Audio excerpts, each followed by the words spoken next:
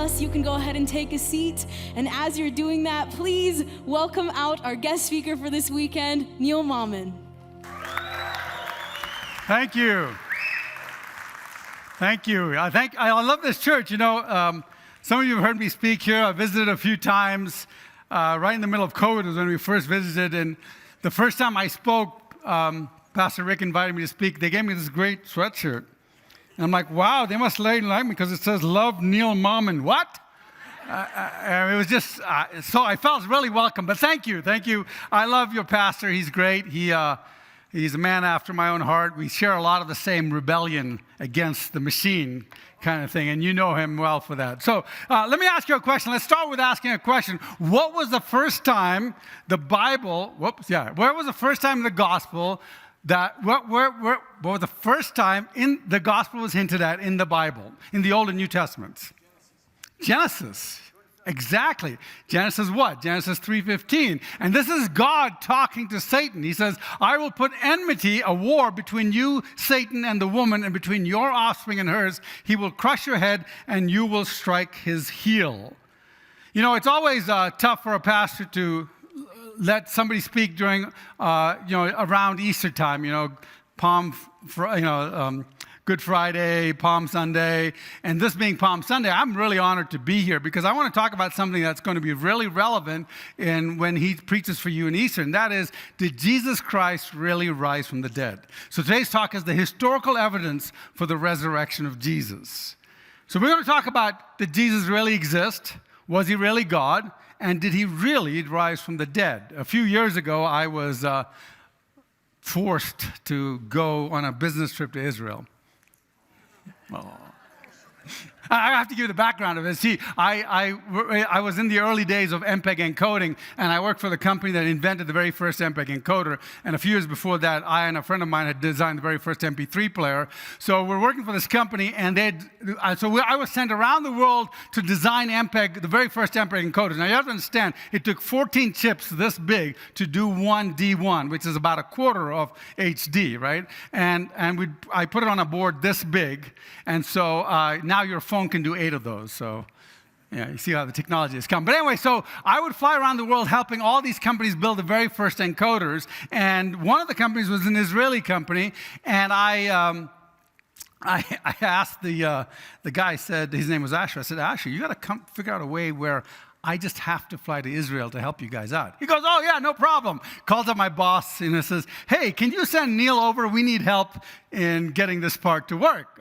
And so my boss says, hey, we have a request from the company Israel. Can you fly there? Would that be okay? I'm like, yeah, I suppose I'll have to.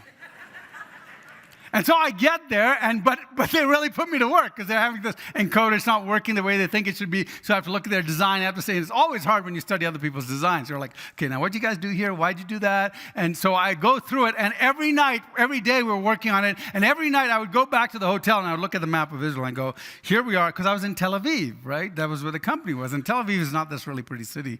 And I wanted to go to Jerusalem, so I'd look at the map and go, wow, that's halfway across the country. How am I going to get there? So one of the days I said, Asher, I really want to go to Jerusalem. It would be so nice if I could just visit Jerusalem while I'm here. He goes, oh, yeah, let's go there for dinner. Like, dinner? It's halfway across the country. He goes, yeah, maybe with traffic. If we leave at the right time, we can get there in 50 minutes. It's 70 miles across the country, guys. This is a tiny country. And yet the focus of the whole world is on it. And then we get to Jerusalem, and Jerusalem's even smaller. I mean, the whole city of Jerusalem is probably about 3/4 of a mile from one and the other. And in fact, during Jesus' time, it was even shorter because the wall was right there on that where that red line is. And then finally, I get this, while we were there, Yom Kippur hits, right? So Yom is day, Kippur is atonement, so the Day of Atonement hits. And all the Jews are not working. So Asher says, hey, we're not working for the next 2 days, so I've arranged for a private tour guide to take you all around Israel. So I get to sit in this Mercedes-Benz. I get a private tour of Israel, And the guy says, but the guy's going to be a Muslim because, all the Jews don't work on that day. And he says, how's your Arabic? See, I grew up in the Middle East and in Sudan. So I said, yeah, I've lost most of it. He said, yeah, but you'll get along great with him. And it was great. I had this great time with this guy. He was a great, we became friends, and he would take me all around the city. And so we get to this one place outside Jerusalem. It's like that, wherever that red star is, right outside the city walls. And I get in there, and now this is Yom Kippur. So there's a lot of Jews visiting the holy places. And many of these Jews have come from other countries because they're coming there for Yom Kippur. So we go in there, and there's a bunch of Jews in there. And I can't go in without a yarmulke, right? Now, I don't wear those things, so they give me a little cardboard one, so I look like Laurel and Hardy, like a little thing on my head, this tiny little hat. And I guess I have a big head compared to many Jews. I don't know. So I go in there, and I'm wearing this thing, and I'm balancing on my head. And I ask the guide, I say, so what is this place? Because there's a big blue mound, and there's a bunch of people doing, the Orthodox Jews, they're reciting prayers, and a bunch of tourists are also reciting prayers. And he says, oh, that's the tomb of David. And whenever tourists come from out of town, this is one of the holy places to visit. I teach apologetics. Apologetics comes from the word apologia. It does not mean to say you're sorry, but it comes from 1 Peter 3:15 that says, always be prepared to give an apologia to everyone who asks you to give the reason for the hope that you have, but do this with gentleness and respect. Now, that word apologia does not mean to apologize. It means to argue or to defend or to provide an explanation. So always be willing to provide a defense or an explanation. And in line with that, what apologetics is the evidence and defense of the rational faith of Christianity using facts, logic, history, science, philosophy, and reasoning. No other religion has an apologetics like this. Every other religion depends on blind faith. And so they say, you've just got to believe it. And then what's interesting about that is that Christianity is the only religion that says blind faith is wrong. And so my ministry is called No Blind Faith. And why can I say blind faith is wrong? Because if you look at the Old Testament in the Bible, God punishes the Israelites for having blind faith.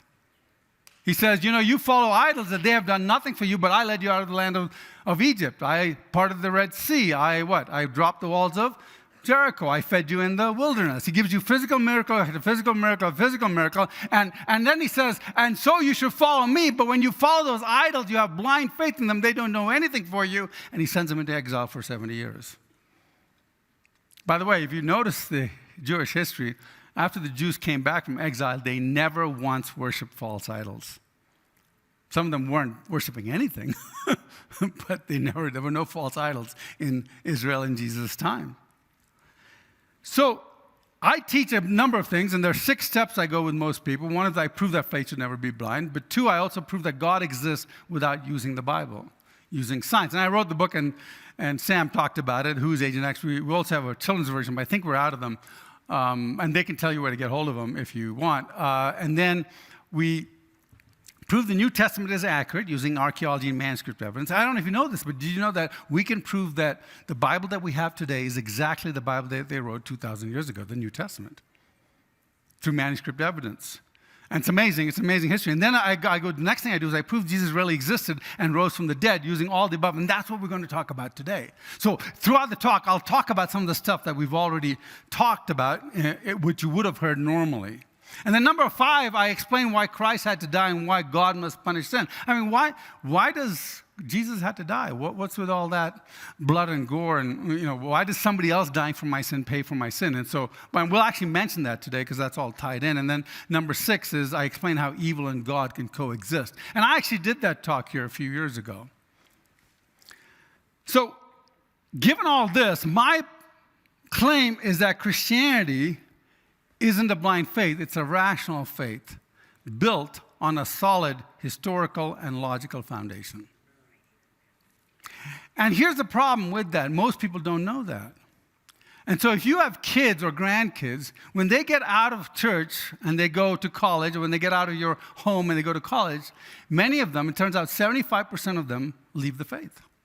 Why? Because they have an emotional faith in Jesus. But when they get to college or wherever they get to work, they have a new emotions that replace the old emotions. And so then they say, well, I'm not an emotional person, which they are, but they say, no, I just go to use science and logic and reason. Well, that's the beauty about Christianity. And so we wrote a book, I and my younger two kids, they were 6 and 8 at the time. Now they're 2 years older. It took us a while to get this out.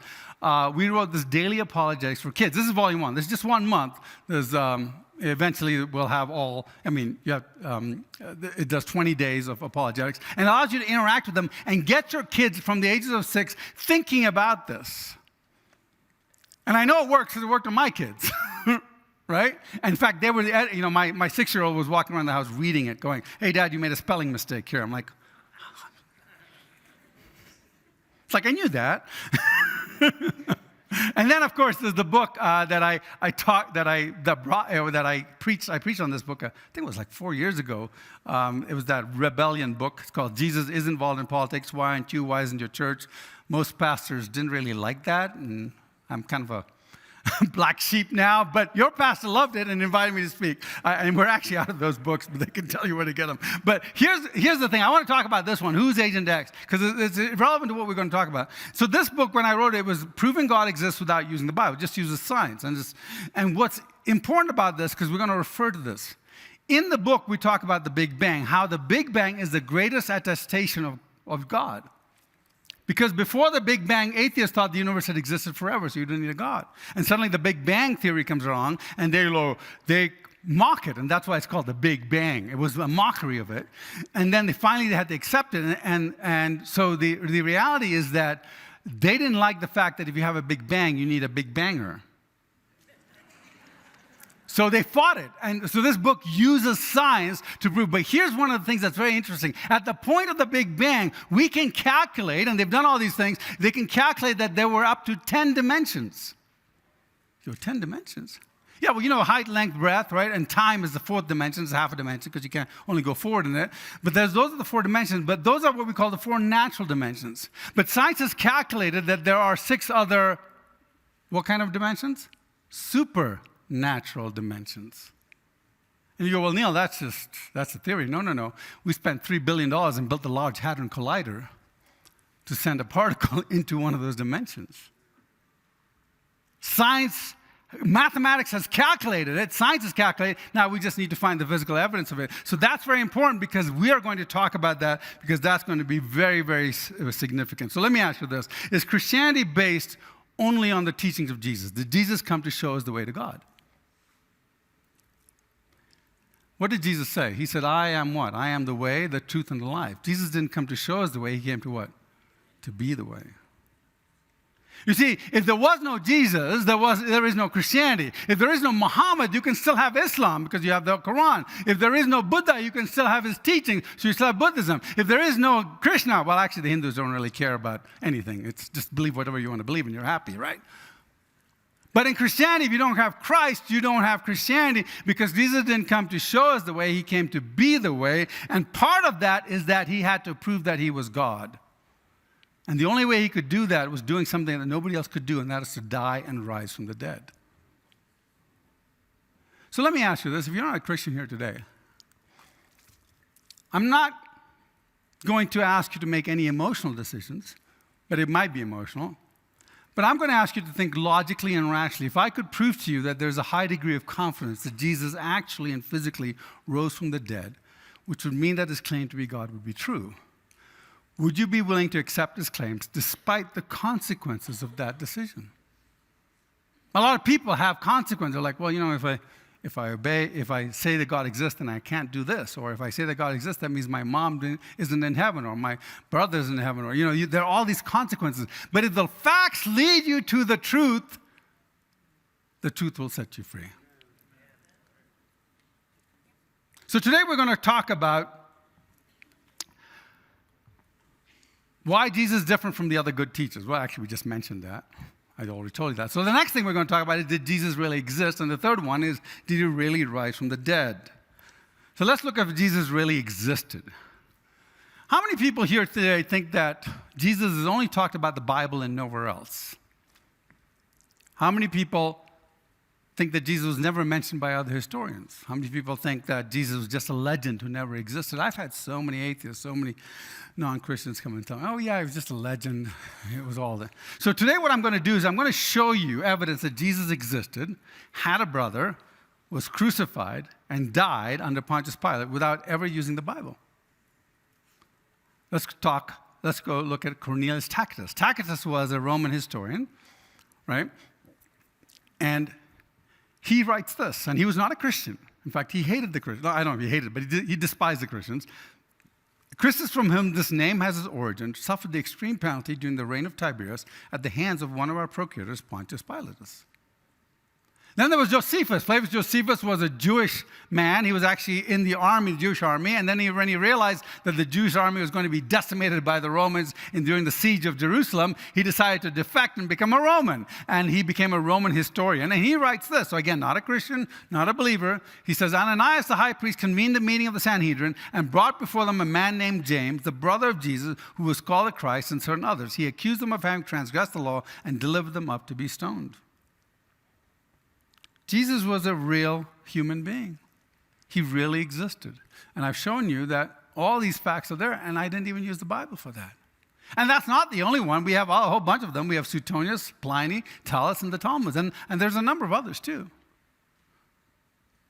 So Jesus really existed. But, okay, so Jesus existed. But was he really God? I mean, I exist. Am I God? No. In fact, other people exist and they claim to be God. Does that make them God? No. So was he really God? And that's what we need to understand and study today. Did he really rise from the dead? Because if he rose from the dead, then that would prove that he really is God. Because it's not something anybody can do. Those of you who heard me speak last time, remember the story I told you about my daughter, Caroline Lewis. If you remember it, she lived for 9 days, and then she died in my arms, and that's her older sister, who was 3 at the time. We buried her on a beautiful, snowy, wintry day in Oregon. And we ask ourselves when we lose loved ones, maybe you've lost a loved one, what is the end? What is the end game? Are those graves there the end of life? Is death the victor in the end of life, the end of love, the end of hope? Is death the end game? Or are we creating a fantasy just to make us feel better? Oh, yeah, we'll see them one day. We'll be reunited. Just a little fantasy to appease our fear. Are we sure that there is a resurrection of the dead? Are we sure that we should be Christians and not Buddhists or Muslims or Hindus? What does Paul say? Paul says, if there is no resurrection of the dead, and if Christ did not rise from the dead, then our faith is vain, and we of all people are to be pitied. Jesus claimed to be God, and anyone can claim to be God. But then his followers claimed he rose from the dead. So let's be detectives. Something happened 2,000 years ago that changed the course of history. It changed everything from the bottom up. History had a line drawn right through it. And there was an incident that happened, an occurrence that nobody could figure out. And that was the empty grave. It was an empty grave in Judea. And throughout history, nobody's figured out how the grave came to be empty. And it was so unusual that it changed a handful of fishermen who were scared and gutless and ran away when Jesus was taken to be crucified. And they convinced them to go out and change the world. They went all over the world. In fact, one of them came to India, St. Thomas, and witnessed to my ancestors. And we date our heritage back to that church in 51 AD. So we as detectives want to figure out how this grave came to be empty. So whenever you're going to start some detective endeavor, you should go back to some good detectives. Here's my friend, J. Warner Wallace. He's a very famous cold case detective. He's been on 60 Minutes. And he's great about cold cases. So, like, for instance, one of the last cases he did that he was on 60 Minutes for is he figured out a murder case in Silicon Valley that was 30 years old. Everybody involved in the case was dead.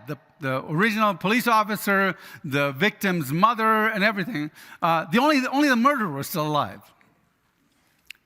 So he goes back and he looks at all the casework and he figures out how the murderer did it, and they convicted him and put him in jail.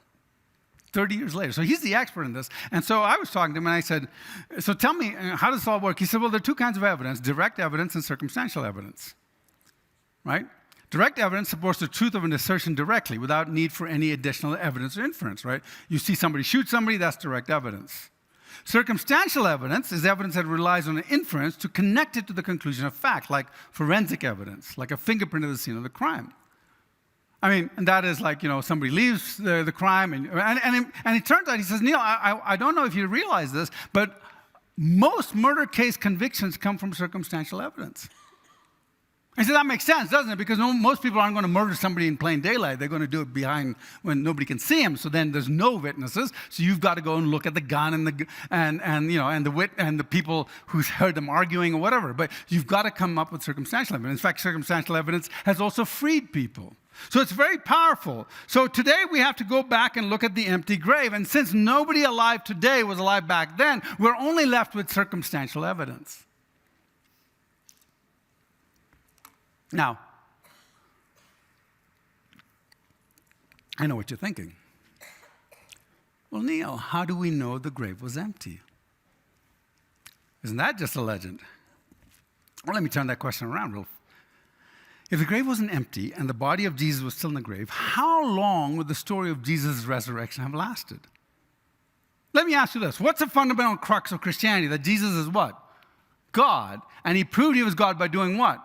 By rising from the dead, right? What does Paul say? Paul says right at the beginning, if there is no resurrection of the dead, if Christ does not rise from the dead, then our faith is in vain, and we of all people are to be pitied. In other words, if Jesus did not rise from the dead, then we Christians are deluded fools.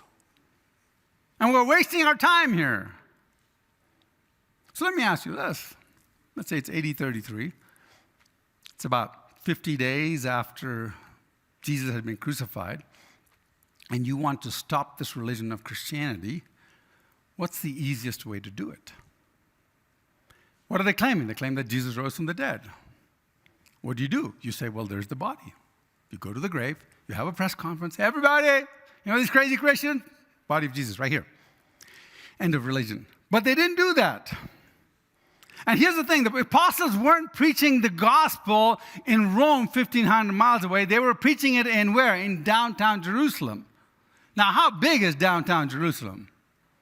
Massive. It takes you hours to cross the city. It takes you 8 minutes. And we hear Peter's very first sermon, and what's interesting about this sermon is that this sermon was on Pentecost, and so a lot of the Jews from all around the world had come into Jerusalem, and many of them did not speak Hebrew because they grew up in all these other countries. And so they come to Jerusalem, and while they're there, they visit all the holy places, and they're downtown, and all of a sudden this guy starts near the temple, and this guy starts preaching to them. And of course, they have no idea what he's saying because he's speaking in Hebrew or Aramaic. And they're like, oh, I have no idea. And then all of a sudden, these other disciples start translating because they've just been given the gift of tongues. And they start translating to all these other languages. And what does he say? He says, and Peter says, and God raised Jesus from the dead, freeing him from the agony of death, for God would not allow the Holy One to undergo decay. I can tell you confidently, the patriarch David died and was buried, and his tomb is here to this day. What tomb is he talking about? The tomb I went to see 2,000 years later. And you know why all those Jews were there? Because it was a holy place. So they come out of town and they go to the tomb. So that morning, all those Jews were at David's burial place, and they were going to go see it later. And then what does he say? He says this. He says, but Christ was not abandoned to the grave, nor did his body see decay. God has raised this Jesus to life, and we are witnesses of that fact. Now, what did he just say? He says that Jesus died and rose again, and in his grave, David died, and he's still in his grave. And by the way, how far was Jesus' tomb? Right? David's tomb in Jerusalem. Jesus' tomb, turns out, was actually closer. Because if you look at David's tomb over there, Jesus' tomb was actually closer than David's tomb. Now, let me ask you this. So we're talking about less than 3/4 of a mile. We're talking Walmart. You guys all drove right by it on the way, right? So you walk into, let's say that last week or 50 days ago, some famous person, pick any famous person you want, died and was buried right near Walmart. And I come to you and I say, hey guys, this famous person rose from the dead. Now, even if you didn't care about it, would you go check out the grave and say, his tomb is empty? Look, here's a tomb that's full. Right next to him is a tomb. Here's another tomb that is empty. This person rose from the dead. You're like, well, it's only Walmart. I'll just walk over there. In fact, some of you parked there. And yet that day, how many people became Christians? 3,000. Folks, it was an empty tomb that an 8-year-old could have disproved. It was an empty tomb that a Roman official would have loved to disprove. It was an empty tomb that the Sanhedrin, the politicians of the day, would definitely have disproved.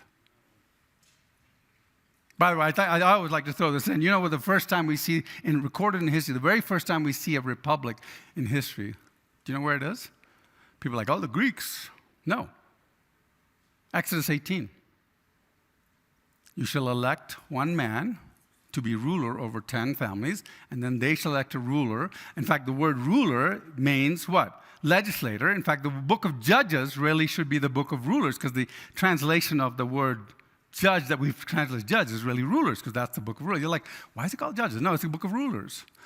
In fact, if you look in the New Testament, we see that there was a rich young ruler. Think congressman, senator, right? And then Nicodemus was a ruler, right? So the rulers would have been loved to go and say, hey, we don't like this. We're going to get rid of this guy. Folks, for the religion of Christianity to survive, the key fact was that Jesus had to physically risen from the dead. The Jews weren't into any sort of metaphysical hogwash about symbolic or spiritual resurrections. I was talking to an atheist. He said, well, yeah, maybe back then they thought people rose from the dead all the time. I'm like, really? How many history books have you read that said, oh yeah, people believe people rose from the dead all the time? Look, if people rose from the dead all the time, they would not have used this as a key fact to proclaim, oh, Jesus rose from the dead. They'd be like, oh yeah, that happens all the time. What's the big deal? The fact was it was unusual. Nobody did that. And Romans and Jews and everybody knew that people didn't just up and rise from the dead. Without the physical resurrection, Christianity would have nothing to stand on. Without an empty grave, Christianity would not have been launched. And yet that morning, 3,000 people became believers. Do you think any one of them said, I'm just going to believe without looking at the grave? Even the older ones were like, hey, Joshua, go check out that grave and let me know if it's really empty. Dr. Gary Habermas, a really great professor of apologetics, he does this thing on the Shroud of Turin. And he says it's very interesting about the Shroud of Turin, and you should definitely watch his presentation on it. It's fascinating how much stuff there is on the Shroud of Turin. He says that what the image on the Shroud of Turin was some sort of radiation or something. That's what caused the image, like some sort of alpha particle or something that happened. So, but what he did is he surveyed 30 years of German, French, and English critical scholarship relating to Jesus' resurrection. And he amassed a list of 2,200 sources. And he identifies 12 facts which are considered historical by a large majority of skeptical and conservative experts. So I want you to understand this. So even people who aren't Christians but are experts in the Bible have agreed to these facts. And these are the 12 facts. One of them is Jesus died by crucifixion. The second one was that Jesus was buried. In the last hour, somebody came and said, you went through them too fast, so I'm going to slow down. The third, Jesus' death caused the disciples to despair and lose hope, believing that his life was ended. Number 4, the tomb was discovered to be empty just a few days later. Number 5, the disciples had experiences which they believed were the literal appearances of the risen Jesus. Number 6, the disciples were transformed from doubters, afraid to identify themselves with Jesus, to bold proclaimers of his death and resurrection. Number 7, this resurrection message was the center of preaching in the early church. Number 8, this message was especially proclaimed in Jerusalem, as we showed, where Jesus died and was buried shortly before. Number 9, as a result of this preaching, the church was founded and grew. Number 10, Sunday became the day of worship instead of the Shabbat, or Saturday. Number 11, James, the brother of Jesus, the skeptic, was converted to the faith when he believed he saw the risen Jesus. He was then executed for his faith. And Josephus told us that, right? We didn't even need the Bible for that. And number 12, Paul, a persecutor of Christianity, was also converted by an experience which he likewise believed to be an appearance of the resurrected Jesus. So these are the 12 minimal facts. I play a game. When I teach this to junior high, high school, and college, and sometimes adults, I play a game. I break them up into groups and I say, okay, here's your task. You guys have to take the minimal facts and explain to me how the grave of Jesus came to be empty. And then they have to come up with a theory. They have like 30 minutes to come up with a theory. And then everybody shares their theory, and then all the other groups get to say why it's stupid. It's always a lot of fun because we get all these weird theories. And so I recommend you do that. Go home today before Easter and come up with a theory that fits all the minimal facts but explains the empty grave without using the resurrection, without using the supernatural, and come up and then send me an email if you think your theory is really good. Because I'll collect them. So the grave could have been empty by two means, right? The natural means or a supernatural means. But we're detectives. We're not going to jump. I'm a scientist. I'm an engineer. I have degrees in physics and stuff. So I'm not going to jump to the supernatural. I want to look at the natural means, right? So I want to understand what are the natural things. And the first obvious reason, so let's put on our hat and say, okay, we're here. How did the grave come to be empty? So let's look at the first possibility. Well, the first possibility is that it was stolen by the disciples, right? I mean, this is what the Jewish people, the Jewish rulers said, oh yeah, they stole the body. Okay, well, now, this turns out to be one of the easiest claims to disprove. Right, now, this next fact, I'm gonna prove this fact, this option in two different ways, or disprove this option two different ways. One, I'm gonna use something that's not a minimal fact, because I think it's kind of fun to look at it. So the first one, the non-minimal fact, is that the tomb was probably guarded by Roman soldiers. So I looked through the internet and I found a real picture of Roman soldiers. The color technology was amazing back then. Really impressed. Like Abraham Lincoln said, you can't trust everything you see on the internet. And I read that on the internet too. So the Roman guards, so Polybius, I didn't read this on the internet. There's actually a book on it. Polybius says the Roman guard had 16 members usually, and these guys were very nice, kind, gentle people. Yeah, and they were professional killers. They're probably mercenaries, and their job was to guard let's say this is the tomb of Jesus. Their job was to guard the tomb, and if they lost whatever they were guarding, they would be executed. So it made sense that they would fight for their lives. That was how they made sure that. So the way it would work is that they would do this in a very systematic way, says Polybius. 4 men would guard the front of the tomb, and out of 16, and the other 12 would relax, and if they did go to sleep, they would relax in a semicircle, and they would sleep with their heads in, so you couldn't bash your feet. So you couldn't bash their heads if you tried to attack them. So this is what would have to happen. So we have the disciples who are fishermen, 12 disciples, actually 11. One of them is a very brave and bold tax collector, so maybe that counts for something. The rest of them are fishermen. And what do you think the odds are for 11 fishermen, or for 10 fishermen, 1 tax collector against 16 trained killers? Anybody betting on this? But anyway, so these guys come in and they first bash their feet of the guys who are sleeping, and then they come in and they attack the 4. They charge into it. They move the stone somehow or the other. I know it's round, but in the picture it's square. A Hindu guy drew this for me, so he didn't realize it was round. But anyway, so they grab the sepulchre. They go into the tomb, pick up the body of Jesus. They run out and they hide it, and they say, "Look, he's risen." Now, given all that, and I agree that this is kind of we don't know. It's not one of the minimal facts. But here's the thing that is very interesting: is the faith of all the apostles. In fact, look at Peter was crucified upside down. Andrew was crucified. Simon was crucified. The first James was beheaded. The second James was hauled alive in pieces. Bartholomew was flayed alive with knives. Thomas came to India, witnessed to my ancestors, converted them, and then he was speared there. Jude was killed by arrows. Matthew was killed in Ethiopia. Philip was killed in Aeropolis. In addition, 2 other potential plotters, James, the brother of Jesus, was stoned to death, as Josephus tells us. Paul, the spread of the gospel, hated Christians, then became one, and was executed in Rome for it. Now, I want you to imagine the scene right after Jesus has been crucified and buried. And Peter says, guys, I have an idea. Okay, so here's the plan. We'll fight the guards, get the body out of the tomb and stash it somewhere.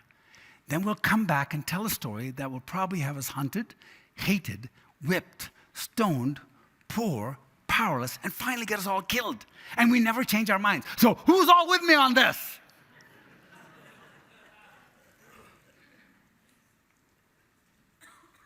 I mean, the fundamental basis for all their death sentences was precisely that they claimed Jesus was God and rose from the dead to prove it. Nobody was out to kill them because they claimed Jesus said, love your neighbor.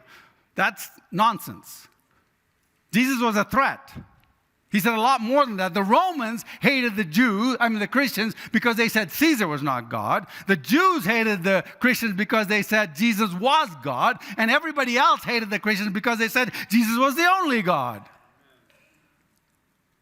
And not one of the disciples recanted their story. I mean, all of them could have said, they could have said, when we started this, we thought we would get money, sex, and power. And we didn't get any of that. So I'm sorry, can I just go back to fishing now? Look, you might die for a lie that somebody else tells you. 9/11 hijackers, the Nazis, whatever. But what sort of idiot would die for a lie that they had made up themselves and knew was false, and they didn't get anything out of it? The minimal facts also refute the stolen theory. Okay, let's look at the next one. The wrong tomb. Maybe they didn't steal the body. Maybe they just was mistaken and went to the wrong tomb. So there is the right tomb, and there is the wrong tomb. And so we have Marys, all the Marys, right? They go to the wrong tomb. They go, oh, it's empty. And then they run and they tell Peter and John, and Peter and John run to it, and John says, and I beat Peter there. And then they go, oh, look, the tomb is empty. Oh, he's risen, right? And then meanwhile, the guards are like sitting here going, people are going, right? And like, unless the guards were guarding the wrong tomb, which wouldn't make sense, because they're like, look, we've got to put a seal on it. We've got to make sure what we're guarding is there, because otherwise they're going to come and kill us. So we've got to make sure that what's in there is there. And then they put a seal on it, and then they guard it. So they can't be guarding the wrong tomb. And then, of course, there's Joseph of Arimathea, who owns a tomb, who's also a Christian. And he goes, did I bury Jesus in tomb A or tomb B? I know that was only 3 days ago, but man, I'm getting really old these days. Anyone buying that? And besides, if it was the wrong tomb, what do you think the Jewish leaders would have done? Guys, you guys are idiots. Look, there's a real tomb. Let me show you the body of Jesus. It's only been 3 days. Or even if it was on Pentecost, 50 days. It's only been 50 days. We can show you that the body's still there, and that's Jesus. So it couldn't have been the wrong tomb, and the minimal facts refute the wrong tomb, too. Okay, so let's look at the next one. And the next one is, it was moved by the Jews of the Romans. I can get rid of this right away, because if the Jews of the Romans had moved it, even if they didn't have the body of Jesus anymore, they would have just said, hey, guys, we moved it. End of story. But instead, what did they say? What did they say? You stole the body. Why would they say that if they had moved it or had the body? So that also, it doesn't work, and it's also refuted by some of the same minimal facts. Okay, so let's look at the next one, and this is the hallucination theory. Peter was stoned, Mary was stoned. Peter, Paul, and Mary were all stoned. Some of the older people know that one. Look, I assure you, I read their biography. They tell me for sure that Puff the Magic Dragon had nothing to do with drugs, okay? So don't go there. Besides, Paul Stuckey did become a Christian. But anyway, I realized that if you look at it, Stephen was stoned, Paul was stoned, Peter was stoned, but that's not the stoning we're talking about, okay? Some of the young kids are like, what? Ask an older person, they'll explain it to you. The problem is that more than 500 people saw Jesus risen from the dead, not to mention the disposal. And psychologists will tell you if two people see the exact same thing and can describe in detail, it's not a hallucination. It really happened. And of course, the minimal facts refute that too. Okay, so then comes to one of my favorite theories. That's the Dave theory, or the twin theory. This is the theory. I mean, you think about it.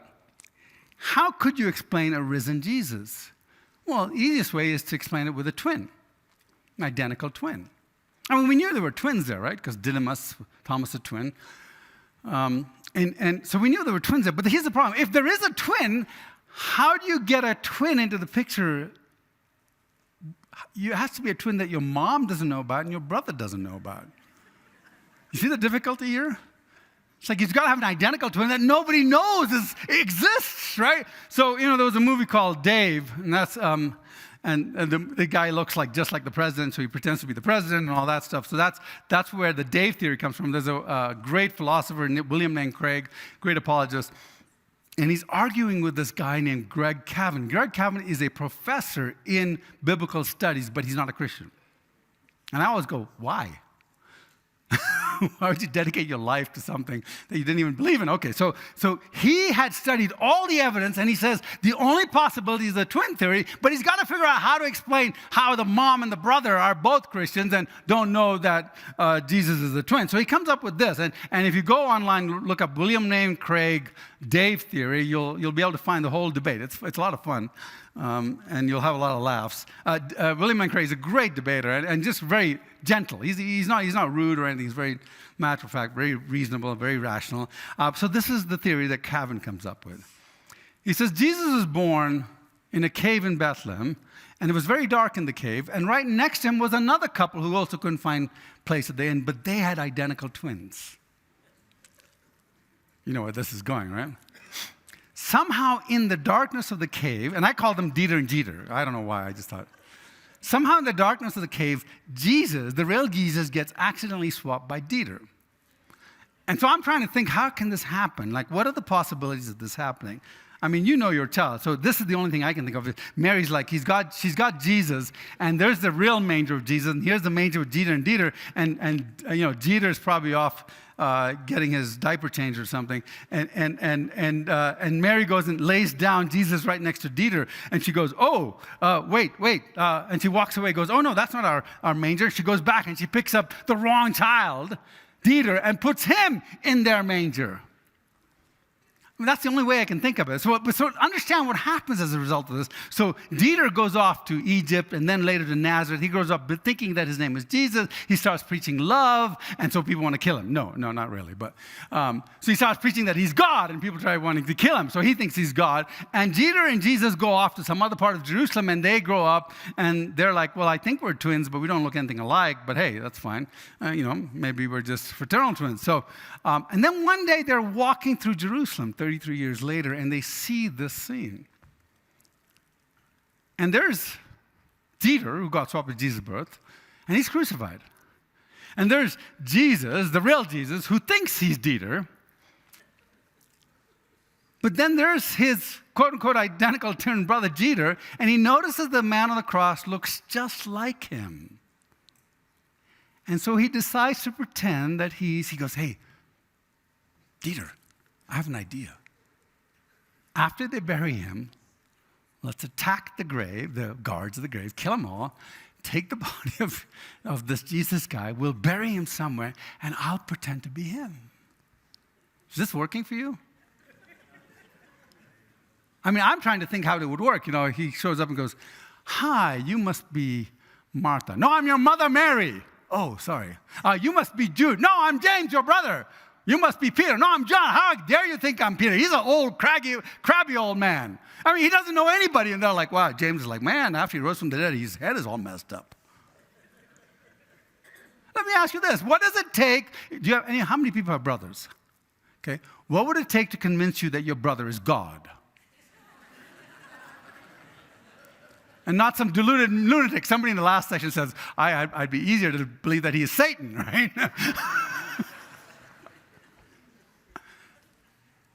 But yet, James says, James dies believing that. I mean, this just doesn't work. And the main theory is that James, the brother of Jesus, recognized Jesus as God. So the last theory that, there are a few other weird theories that just fall apart immediately. I don't spend time on them, is the swoon theory. And this was a popular thing. Somebody said, well, the Romans didn't know much about death. Yeah. Maybe he swooned. In fact, one guy wrote a book called The Passover Plot, and he said, it was like Romeo and Juliet. They slipped him a drug.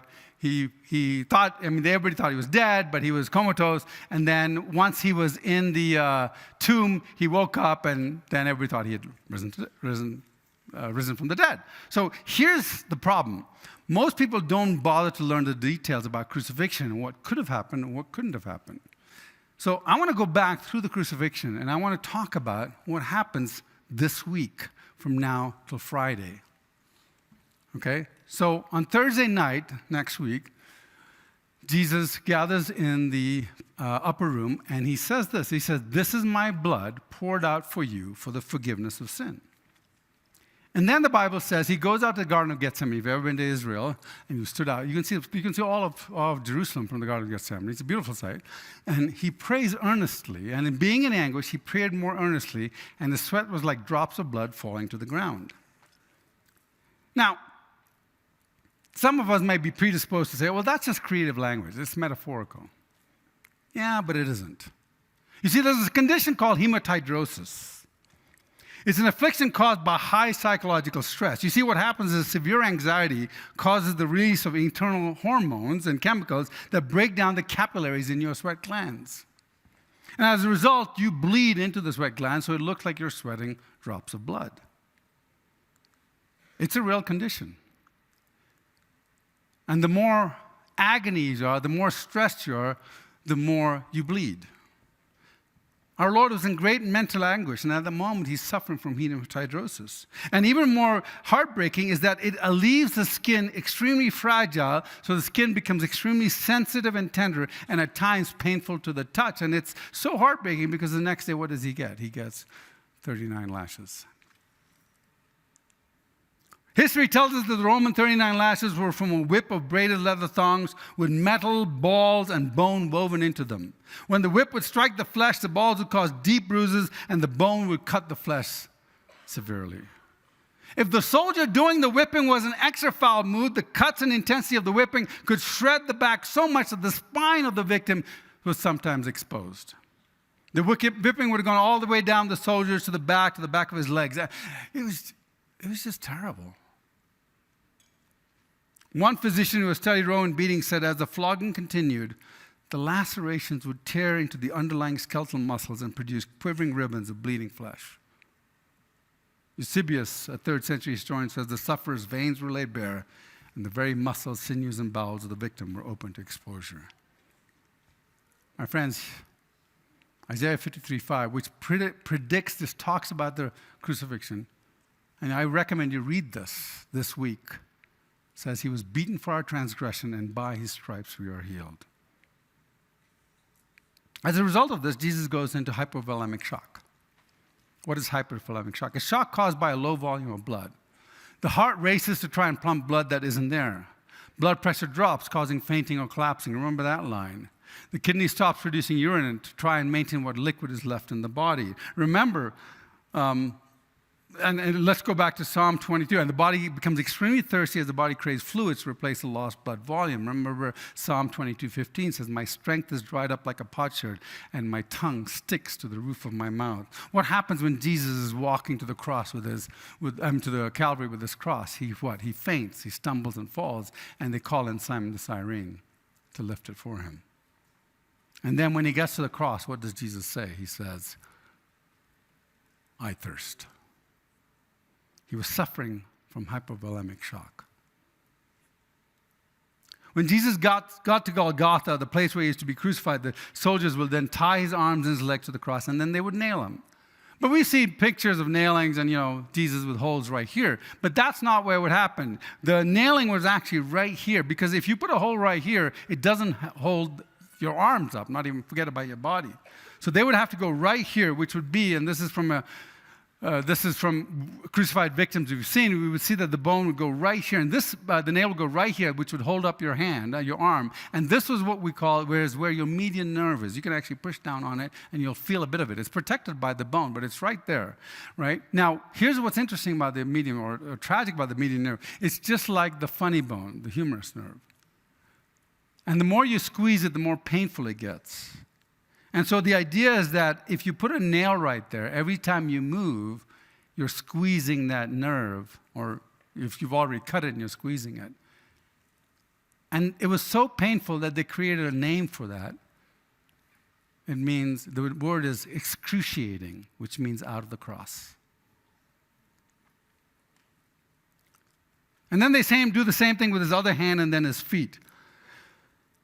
Archaeologists found a crucified victim dating back to the 1st century AD. One thing they noticed is that the nail was right through the heel. Does this remind you of something?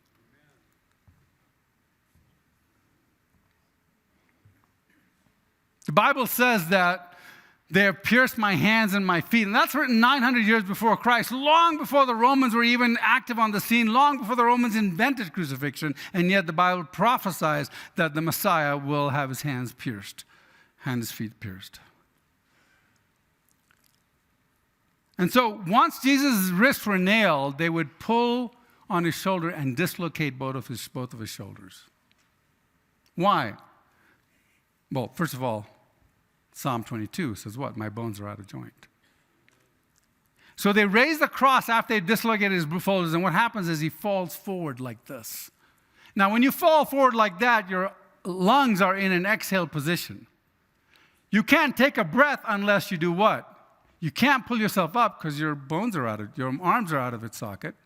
So you've got to push down on the nail in your heel, and then you've got to take a breath. And then all the weight and the pressure and the pain and the fainting, you're going to not be able to, and the pain on your medium nerve here, you're going to fall back down until you realize you've got to go back up for another breath. And you do this over and over again, and you're supposed to last 3 or 4 days until finally you have no energy and you just die on the cross.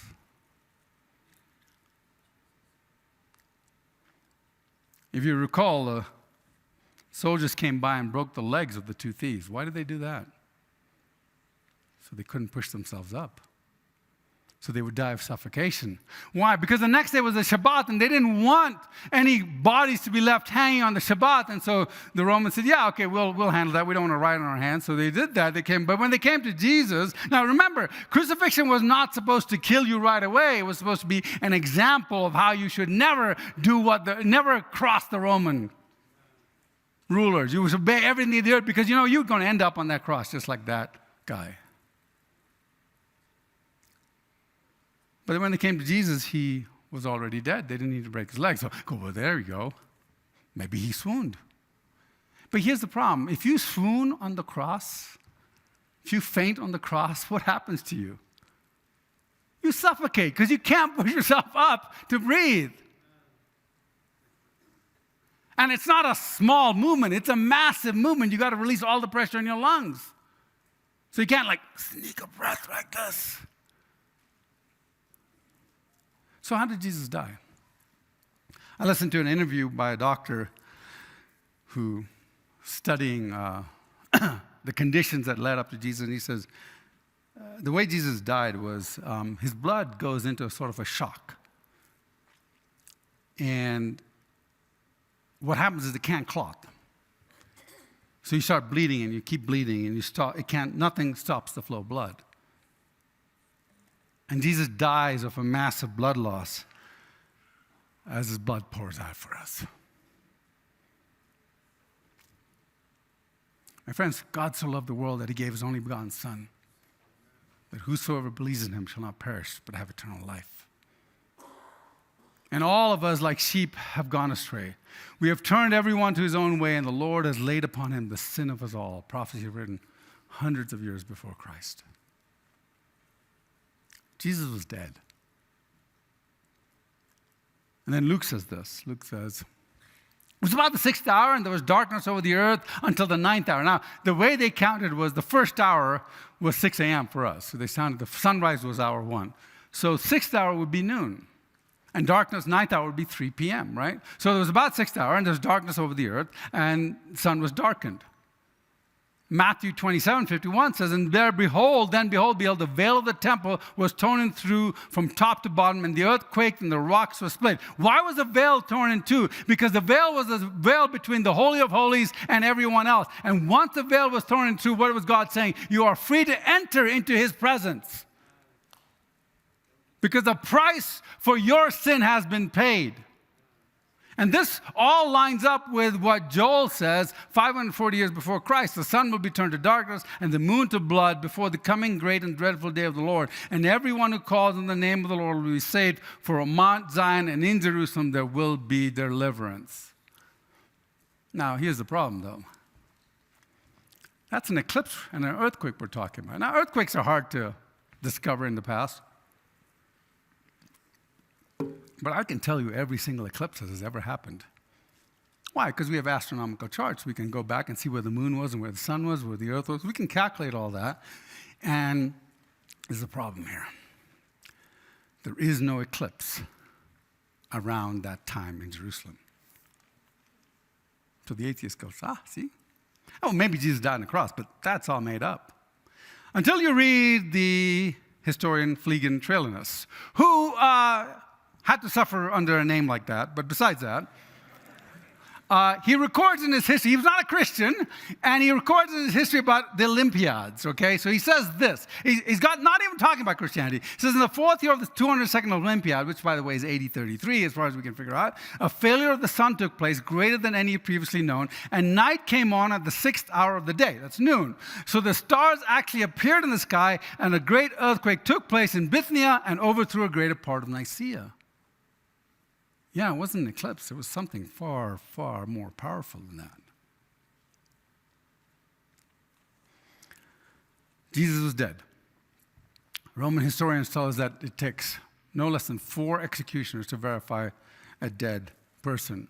Why? Because if that dead person showed up in the marketplace a few days later, the executioners would take his place. Right? So they were very intimate with every form of death. They were experts in torturing and prolonging death. And they were experts in killing. So some Roman centurion comes up and he lances Jesus' chest cavity. And what comes out? Blood and water. Right? Read you definitely should read it. Read the accounts, especially this week. Now, not knowing anything else but this fact, blood and water came out of the chest cavity, a doctor can tell you immediately that the victim was dead. How? The technical reason? The heart has stopped, which results in collection of the fluid in the membrane around the heart, which is called pericardial effusion. It's a very thick, waxy thing, as well as collection of fluid around the lungs, which is called pleural effusion. Now, when your heart is beating, all this mixes together, but when the blood stops moving, it separates. The red blood cells separate from the pericardial or pleural effusion, right? So if you slant somebody in the heart area, even if you don't hit his heart, the fact that you see blood separated from the pleural effusion or pericardial effusion means that the heart is not what? It's not beating. It's not making. Now, you could get that on your leg and you may have gangrene or something, but when you get it around the chest area, that means the heart has not only stopped beating, but it stopped beating for long enough for that to separate, which means the person is dead. And by the way, this effusion is a very waxy-looking fluid.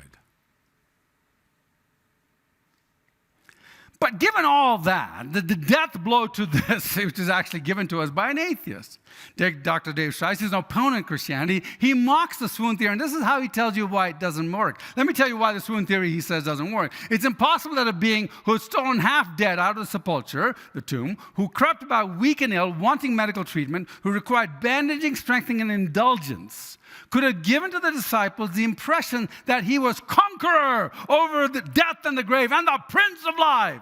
An impression which lay at the bottom of their future ministry. Let me tell you what he's saying. He said, look, let's say Jesus managed to wake up in the tomb. Maybe he fainted, or maybe he had the drug that, in the Passover plot they talk about. And then he wakes up and goes, man, I have a splitting headache.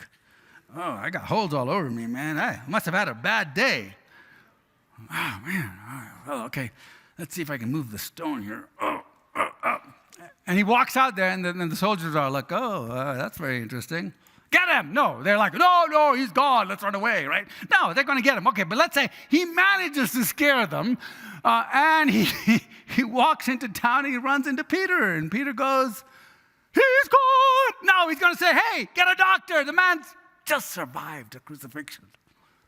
That's not miraculous. Say, he's not, as the Monty Python has said, he's not dead yet. I'm feeling better. But here's the other thing, is you see, the disciples didn't just say we saw an empty grave. They said they'd seen him, they touched him, they watched him eat, they saw him ascend into heaven. And then they died for that personal claim. In fact, what's very interesting about this, a lot of us don't realize this, but the apostles had apostles. And the apostles wrote a lot of stuff, wrote a lot of sermons. We have a lot of history about it. We have their sermons. We kind of know when some of them were born. We know when they died. We have a lot of information. So Peter had an apostle named Clement of Rome. Well, Clement of Rome says, Peter told me personally in his sermons that he saw the risen Christ. And then, of course, there's Polycarp, who was a disciple of John. And Polycarp says this. He says, John reiterated 6 times to him that John had seen that Christ has risen.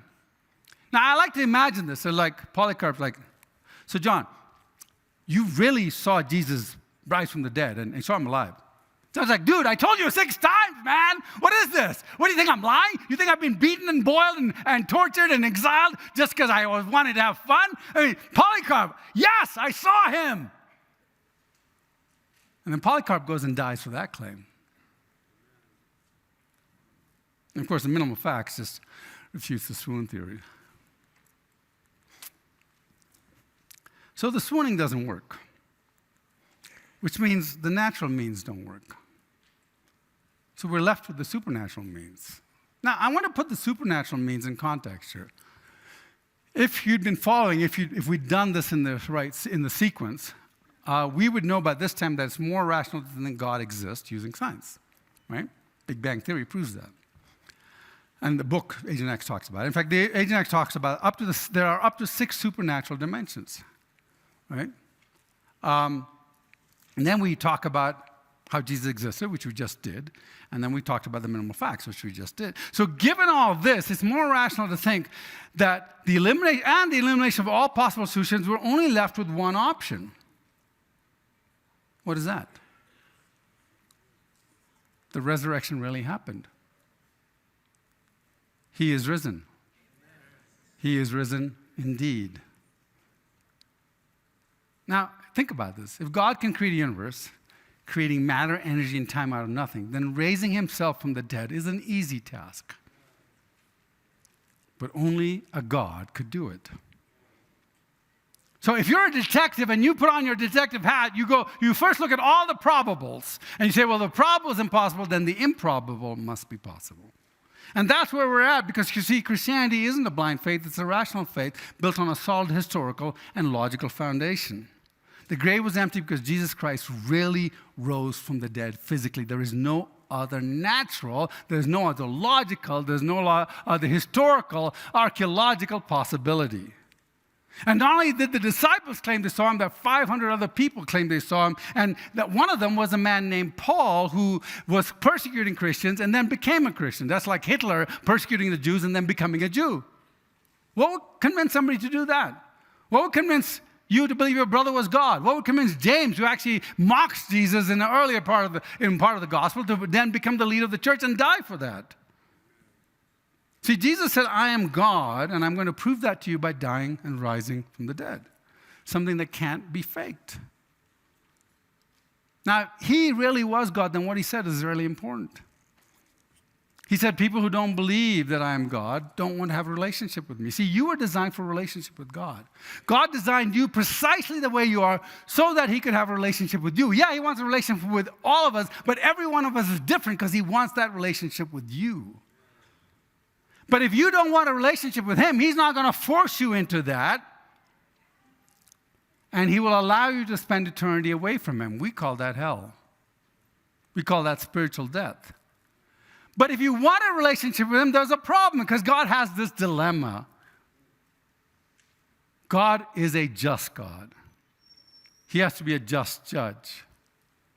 But he's also a loving God. So he's got a dilemma. Imagine that and I've said this before when I was up on the stage. I said, imagine a person thought your sister gets raped, and they catch the rapist, and they take him to the judge, and the judge says, I am a loving judge, so I forgive you, Mr. Rapist. You may go free. Is that a good judge? That's a California judge. Right? It's a bad judge. So if God were to just forgive all of us for all our rebellion against him, all the bad things we've done, then he's not a good judge. He's not a just judge. He's an evil judge. So he has to punish us. But he's a loving God, and he says, look, I got an idea. He didn't really say that. But God has ingenuity, and he goes, hey, I can do both at the same time. I'm going to be a just judge. I'm going to require the punishment, but I will pay the punishment myself. But you don't get the punishment unless you repent and you accept him and you accept the punishment. And that's what the gospel is. Christ had to die to pay for all the horrible, evil things of mankind. And God loves you. You need to make that decision. That is the decision you have to make today. When I started this, I mentioned my daughter, Caroline Lois. She spent 9 days in neonatal intensive care as my mom and my wife, and she died in my arms. My sister-in-law, Susan, was there, and she went from her father's arms to our father's arms. It's quite a blessing and tragic, but I would never have, I needed to be there. But here's the reality. If there is no resurrection of the dead, then we have no hope. That sea of graves is our destiny. The vast expanse of graves represents the end of dreams, the end of hopes, the end of life, the end of you. Death is the end game if that is the end. But that verse goes on. It says, but Christ has been indeed been raised from the dead, the first fruits who have fallen asleep. And if that is true, then our hope is real. It's not some pleasant fantasy that we delude ourselves into believing, oh yeah, I don't need to face death because I'm going to see them again. Because it's real. After a few years after Caroline died, my daughter, Mary Catherine, she was 3 when Caroline died, and she was 6 when she asked me this question. We're driving down the road, and she says, Dad, when Caroline died, was it like falling asleep? And now, being a father, and I don't want her to be living her life in fear of death, right? So I said, yeah, honey, it's just like falling asleep. And I remember driving down a little ways, and then I said, honey, no, that's not true. Not true at all.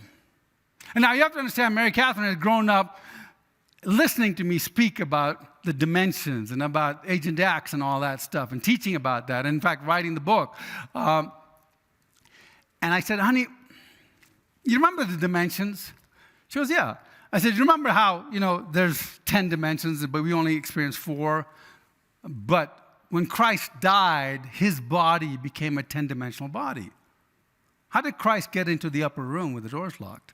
If you look at the book, it tells you how he steps over the 3rd dimension. And it talks about how angels and demons, it calls into all that. He said, so when that happened, when he transformation in the grave from dead being to a live 10-dimensional body, it emits some sort of radiation, right? Which may explain the Shroud of Turin. But the point is that there is a multiple dimensions out there. I said, honey, so remember when we go out, in fact, when you go out to lunch right after this, you're going to eat something good, hopefully. And if you have any taste, you'd be eating steak, right? Somebody asked if I was vegan. I said, no, everything I eat is vegan. Think about it. That's kosher, right? We don't eat any mammal that eats another mammal, right? Well, we shouldn't, at least. So, okay. So you're going to eat steak. And steak is delicious, but that's 3-dimensional steak. Imagine if you were eating 10-dimensional steak. Now, what about chocolate? Women, chocolate. 4-dimensional chocolate, right? Beautiful chocolate. Imagine 10-dimensional chocolate. We just heard the praise and worship team here, and they did such a marvelous job, and you'll hear them again, and they're giving us 3-dimensional, 4-dimensional music. Imagine 10-dimensional music. I spent 10 years working for Dolby Labs, and my job was to design the most accurate monitor. If you buy a TV that says Dolby Vision, I'm the hardware architect for it. And we would spend hours and hours, and in fact, days and months, just trying to get the color accuracy just right. So green on this TV was green on that TV, and everything was exact. But that's just 4-dimensional color. Imagine the vibrancy of 10-dimensional color. And today, we have 3-dimensional, 4-dimensional relationships. Imagine 10-dimensional relationships. I said, Mary Catherine, no, when Caroline fell asleep, when Caroline died, it wasn't like falling asleep. It was like waking up.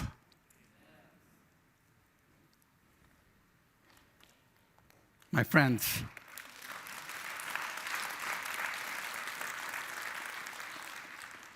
death is not the end game. He is risen. He is risen indeed. As the band comes up, I want to lead you in prayer. I've explained the gospel to you, and I've explained the logical reasons. I don't want you to make an emotional decision, although our emotions can never be far apart. I want you to decide. I want you to decide if you are going to follow Jesus and obey him. Not because it's an emotional decision, which is very important too, but because it's logically, factually, physically, scientifically true. And if that's the case, and this is the first time, I want you to pray with me. Every head bowed, every eye closed. Pray with me. Lord, I know I'm a sinner, and I know that you died to pay for that sin. I repent of my sin. I want you to save me. I want to be a believer because it makes sense. It's true, and it can be proven to be true. If you prayed that prayer for the first time with every eyes closed, every head bowed, pop your hand up real quick so we can see. And if you do believe, I want to meet you, but you don't have to don't feel obliged, but go to the back and say, I'd like a new believers package. They'll just give you one. And if you want to talk to somebody, we'd love to talk to you, but don't worry about it. Just remember this decision this time. And then join us for eternity with your new body and with everlasting life. Amen. God bless you.